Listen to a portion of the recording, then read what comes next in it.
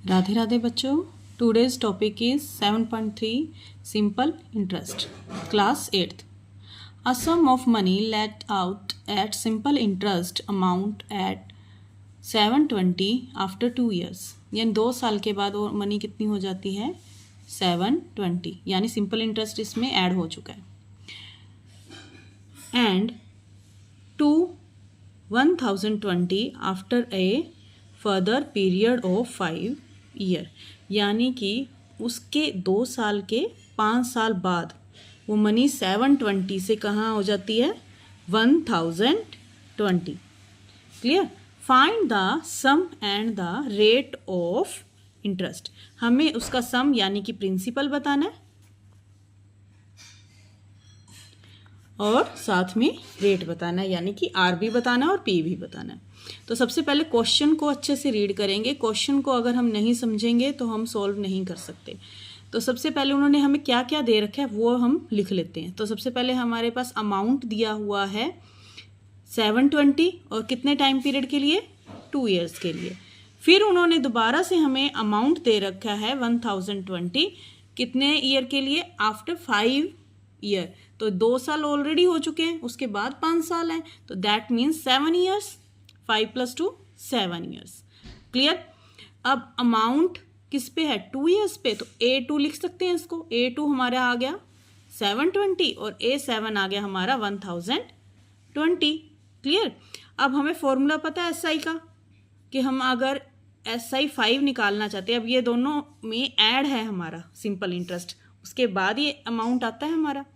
तो अगर हमने सिंपल इंटरेस्ट निकालना है 5 ईयर्स का, तो दोनों को सब्ट्रैक्ट कर देंगे. 7 - 2 5, तो दोनों को सब्ट्रैक्ट करेंगे तो क्या आ गया आपका आंसर 300.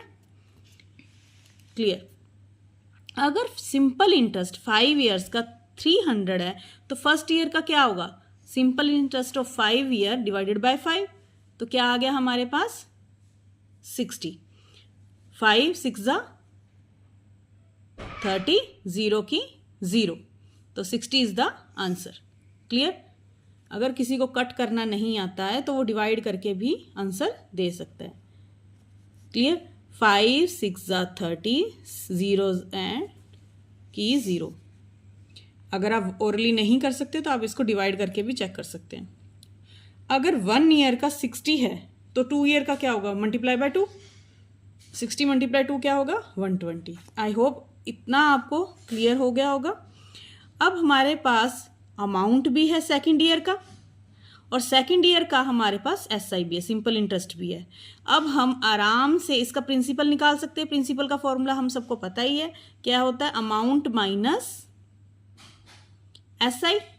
तो दोनों हैं, दोनों को सब्ट्रैक्ट करके हम उसका प्रिंसिपल निकाल लेंगे.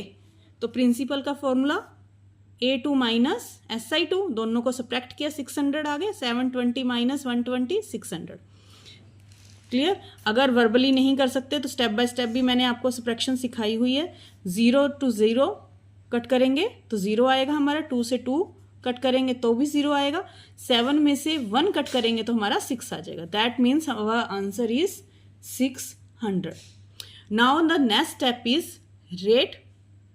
रेट का फॉर्मूला भी हमें पता है. अगर हमारे पास SI है, प्रिंसिपल है, टाइम है, तीनों चीज़ें हैं, तो हम सीधा फॉर्मूले में पुट करेंगे SI × 100 divided by P × T. तो तीनों चीज़ें हमारे पास हैं, हमने वैल्यू पुट कर दी है. और टाइम पीरियड 1 रहेगा क्योंकि रेट हमारा पर ईयर होता है. क्लियर. तो 1 का क्या था हमारे पास 60, SI P था हमारा 600, हम निकाल चुके हैं. कट किया हमारे पास आ गया 10%. तो हैंस हमारे पास सोल्यूशन क्या आया इसका क्वेश्चन का, प्रिंसिपल 600 एंड रेट 10%. अब कई बच्चे पीछे आंसर चेक करेंगे तो कई बुक्स में इसका आंसर गलत दिया हुआ है. बेटा जी आंसर राइट यही है, principal 600 and rate 10%. Radhe Radhe. Have a nice day.